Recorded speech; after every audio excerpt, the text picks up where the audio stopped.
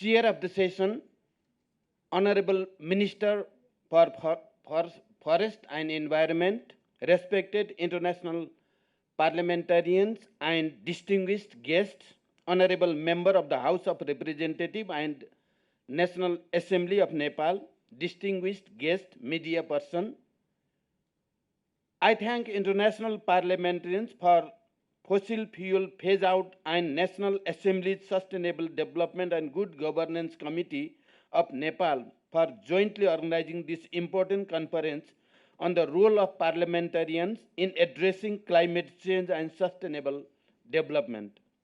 I feel privileged to welcome honorable parliamentarians from the globe and Nepal and other distinguished guests in this conference.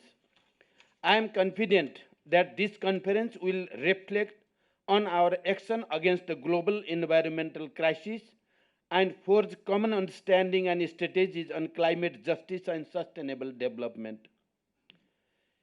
Climate change is evolving as a major global threat that posing enormous challenges to socio-economic and environmental well-being. Climate science underlines that if current greenhouse gas emissions do not rapidly decline in line with 1.5 degrees Celsius limit, the prospect for climate resilient development will be severely limited. LDCs are more vulnerable to the impact of the climate change and are in desperate need of financial and technological support. As you may have well aware that during UNGA, I tried to raise the issue of the climate change, particularly on behalf of the LDC's country, especially because currently Nepal is the chair of the LDCs. As a chair of the LDCs, I tried to strongly appeal the international community about the terrible impact of the climate change in the LDCs. Nepal is bearing a direct, disproportionate and damaging effect of climate change despite near zero contribution to global emission. Due to an appalling injustice inflicted on us, our people are severely affected by climate-induced disasters such as landslide, floods, wildfires, glacier lake outbursts, drought, etc. Because terrible impact is there in Nepal, therefore, during UNGA, I requested Secretary General of the UN to visit Nepal and directly have a interaction with the local peoples who are directly affected by the climate change. He agreed to visit Nepal and it has a very huge impact all over the world. Secretary General, during COP28, I chaired a roundtable conference of the mountainous country and he made a very strong speech in favor of the LDCs and the effect of the climate change.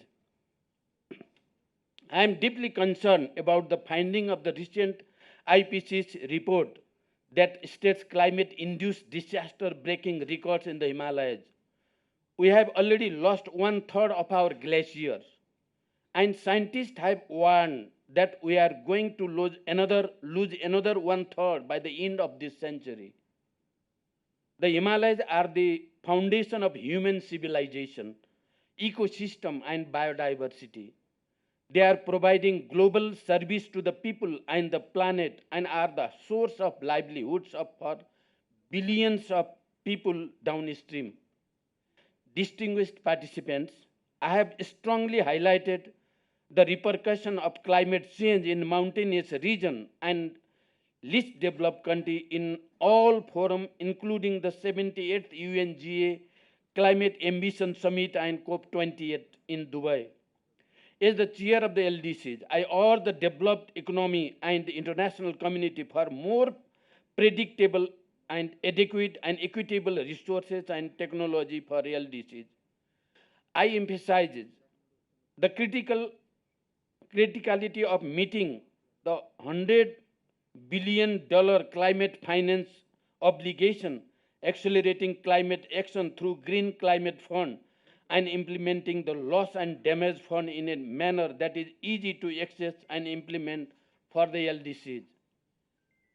I appreciate and thanks to the United Nations Secretary General Mr. Antonio Guterres for his recent visit to Nepal, collecting first-hand information of the climate change impact from the local communities who are facing the climate crisis. Dear friends, Nepal is fully committed to the Paris Agreement. We are committed to achieving net zero greenhouse gas emission by 2045, 5 years earlier than the global target. We are fully committed to utilize our hydropower potential to secure clean energy and maintain 45% forest covered land. Recently, I unveiled the National Adaptation Plan and NDC Implementation Plan with a clear roadmap and strategy to promote climate resilient and sustainable development in Nepal. However, our attempts to implement climate change adaptation and mitigation plans are facing serious financial and technological gaps. Nepal needs additional resources to make our ecosystem and people resilient to climate change and ensure the implementation of local-led adaptation climate roadmap and programs. I strongly believe in the necessity of initiating dialogue among the parliamentarians and policymakers globally to advocate together for climate justice and to safeguard a sustainable future for ecosystem, people, and our planet. Dear friends, I would like to extend my sincere gratitude for your valuable presence and extend our sincere thanks to all those in attendance, including the honorable parliamentarians from different countries. As you know that tremendous political changes were there in the last decade in this country.